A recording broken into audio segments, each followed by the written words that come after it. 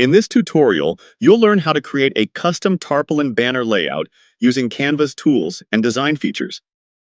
To get started, type your preferred keyword into the search bar and select the Tarpaulin template from the suggestions.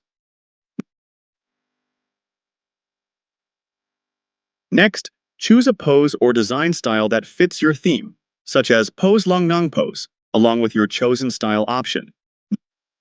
Now, pick elements like Self-Shoot Studio to personalize your banner.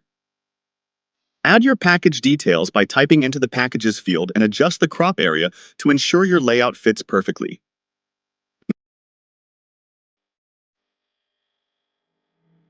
Next, expand your workspace for a better view.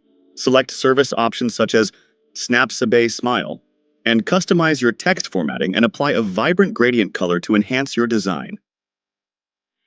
Then, add final captions or instructions, and open the File menu to prepare your project for resizing and export. When you're ready to resize, click the Resize button. If you'd like to try premium options, select the trial, then switch to centimeters and choose custom size. Enter your desired height and width, and use the search to find the perfect resize settings.